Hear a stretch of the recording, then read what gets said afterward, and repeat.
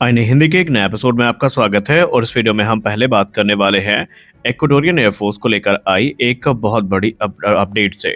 हम सब जानते हैं कि भारतीय वायुसेना इस समय अपने जैगुआर फाइटर एयरक्राफ्ट की जो फ्लीट है उसे एयरवर्दी रखने का हर प्रयास कर रही है और इसके लिए अलग अलग देशों से जो कि जैगुआर को ऑपरेट कर रहे हैं या कर चुके हैं उनसे संपर्क साधा जा रहा है। प्रयास काफी सरल है कि इन देशों से जो रिमेनिंग एयरफ्रेम्स है, फिर चाहे वो ग्राउंडेड जैगुआर के हों या फिर रिटायर्ड जैगुआर जो अभी अभी हुए हैं, उनके एयरफ्रेम्स को प्राप्त किया जाए ताकि भारतीय वायुसेना अपनी जैगुआर की फ्लीट को ऑपरेशनल रख सके। और इसी क्रम में हम सब ने हाल ही में ओमान का केस देखा था, जहां पर भारत को ओमान से कुछ जैगुआर के जो एयरफ्रेम्स है वो मिले थे। और अब इंडियन एयरफोर्स को लेकर एक बड़ी रिपोर्ट सामने आई है, जहां पर इंडियन एयरफोर्स को लेकर मीडिया रिपोर्ट्स में बताया जा रहा है कि भारतीय वायुसेना इक्वाडोर के पास पहुंची है और वो इक्वाडोर के जो ग्राउंडेड जैगुआर की फ्लीट है उनको एक्वायर करने के प्रयास में है, क्योंकि इक्वाडोर ने जो अपने जैगुआर्स को ग्राउंड किया है, ऐसा माना जाता है कि उनके एयरफ्रेम्स हमारे स्पेयर की समस्या को सॉल्व कर सकते हैं और इसीलिए भारतीय वायुसेना प्रयास में है कि उनसे इन जो ग्राउंडेड जैगुआर है वो प्राप्त किए जाएं। गौर करने वाली बात एक ये है कि इससे पहले भी भारत ने इस प्रकार का जो प्रयास है वो कर रखा है, जहां पर अलग अलग देशों से हमने जो जैगुआर फाइटर जेट हैं, इंजन है और स्पेयर्स हैं वो प्राप्त किए हैं। इनमें क्रमशः फ्रांस, यूनाइटेड किंगडम और ओमान शामिल है और अब इक्वाडोर का नाम सामने आया है। भारतीय वायुसेना इस समय मल्टीपल स्क्वाड्रन जो स्पेसिफिक जैगुआर है इनका ऑपरेट करती है और ये डीप स्ट्राइक कैपेबिलिटी के लिए जाने जाते हैं। सबसे खास बात तो ये है कि ये अपनी सर्विस लाइफ को लगभग पूरा कर चुके हैं, लेकिन हमारा दुर्भाग्य ये है कि हमारे पास ना तो इतना सफिशिएंट नंबर में अभी इंडिजिनस फाइटर जेट उपलब्ध है कि हम इनको रिप्लेस कर सकें,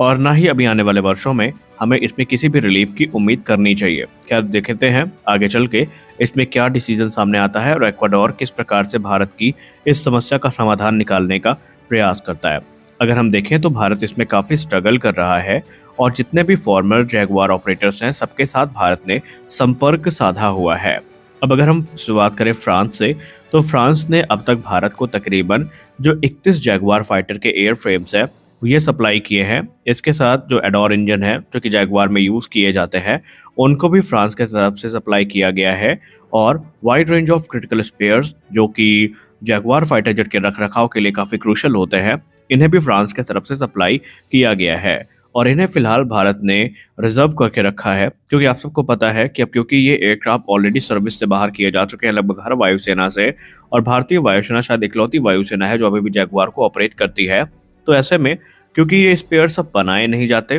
मैन्युफैक्चर नहीं किए जाते, तो जाहिर सी बात है इनकी अवेलेबिलिटी भी नहीं होगी और इसीलिए भारत जितने हो सकते हैं उतने ज़्यादा स्पेयर्स को अपने पास सिक्योर करके या रिजर्व करके रखना चाह रही है। वहीं यूनाइटेड किंगडम की बात करें तो यूनाइटेड किंगडम ने भी अपने जो 2 जैगुआर T2 ट्रेनर एयरक्राफ्ट है इनको भारत को ऑफर किया है और इसके अलावा एडिशनल 600 स्पेयर आइटम्स जो है वो भारत को ऑफर किए गए हैं, जो कि भारतीय वायुसेना के जैगुआर फ्लीट में एयर फ्रेम और एवियोनिक्स रिक्वायरमेंट को पूरा करने में सक्षम होंगे। ओमान की बात करें तो ओमान ने अपने फाइटर जेट जो कि जैगुआर है 2014 में ही रिटायर कर दिया था और वो अपने ग्राउंडेड फ्लीट को भारत को हैंडओवर कर रहा है, जहां पर मल्टीपल एडोर इंजन और हजारों स्पेयर कंपोनेंट्स जो है ये भारत को उनके तरफ से दिए जाएंगे और ऐसे में भारत का लंबे समय तक अपनी जो जैगुआर की फ्लीट है वो सस्टेन कर पाएगा। खैर जो कुछ भी हो, ये हमारे लिए काफ़ी चिंताजनक बात है, क्योंकि भारतीय वायुसेना जिस प्रकार से आगे बढ़ रही है वो काफ़ी दयनीय स्थिति है और अगर अभी भी ब्यूरोक्रेटिक हर्डल्स सही किए ना गए और हमने कुछ सख्त निर्णय ना लिए और HAL के मोनोपोली पे ही हम डिपेंडेंट रहे, तो फिर हमें ऐसे कंडीशन के लिए तैयार होना चाहिए, क्योंकि आज जो समस्या इसके साथ है कल वही समस्या हमारे दूसरे फाइटर जेट्स के साथ हो सकती है और हम हमेशा दूसरों पर ही डिपेंडेंट रहने वाले हैं।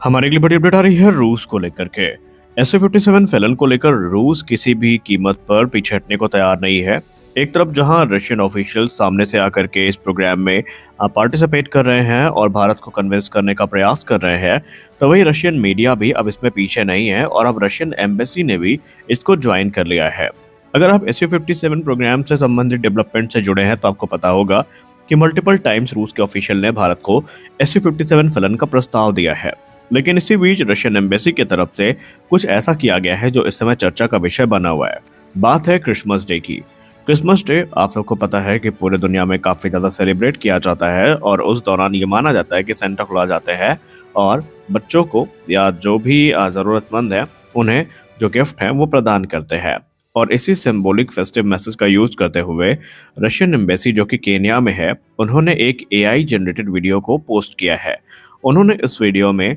जो रशियन राष्ट्रपति व्लादिमीर पुतिन है, उन्हें सेंटा क्लॉज की भूमिका में दिखाया है, जहां पर वो वर्ल्ड लीडर्स को गिफ्ट बांटते नजर आ रहे हैं। हालांकि यहाँ पर उनके कैंपेन को भी काफी ज्यादा प्रमोट किया गया है।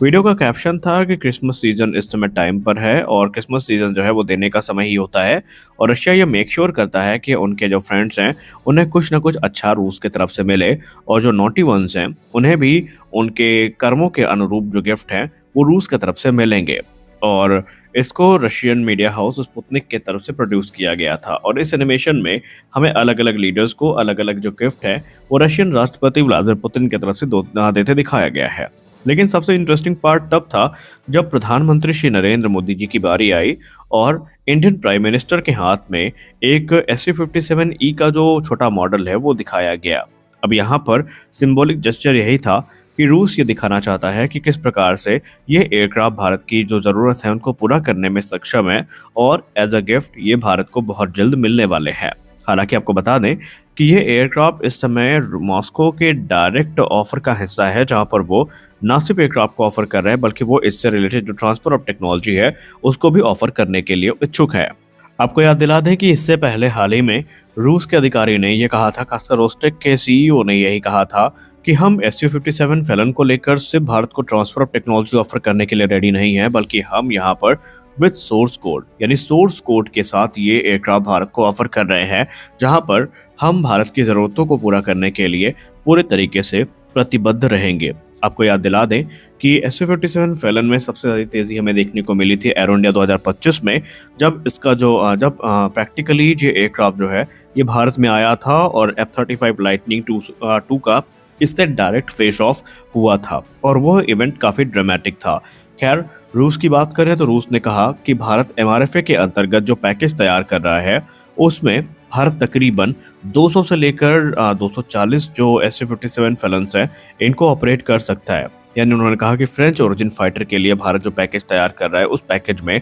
भारत के पास उससे 2 गुना या उससे ज़्यादा संख्या में जो SU-57 ऑपरेट करने के चांसेस हैं वो होंगे। हालांकि ये कैसे होगा इसको उन्होंने एलैबोरेट नहीं किया, लेकिन माना जा रहा है कि रूस हार मानने के मूड में नहीं है और वो अंतिम समय तक प्रयास करने में लगा है। अब इस पॉइंट ऑफ टाइम पे ये कहना जल्दबाजी होगी कि भारत में क्या आएगा क्या नहीं आएगा, लेकिन इतना तो क्लियर है कि रूस इस समय फुल फॉर्म में खेल रहा है और एक कोई भी अपॉर्चुनिटी उनके तरफ से मिस नहीं हो पा रही है। आपको क्या लगता है इस बार हमें कौन सा एयरक्राफ्ट भारतीय वायुसेना की सर्विस में देखने को मिलने वाला है? आप अपनी राय कमेंट सेक्शन में जरूर दें। आज के इस वीडियो में बस इतना ही। मिलते हैं अगले वीडियो में कुछ और अपडेट्स के साथ। तब तक के लिए जय हिंद। आशा करते हैं ये वीडियो आपको अच्छी लगी होगी।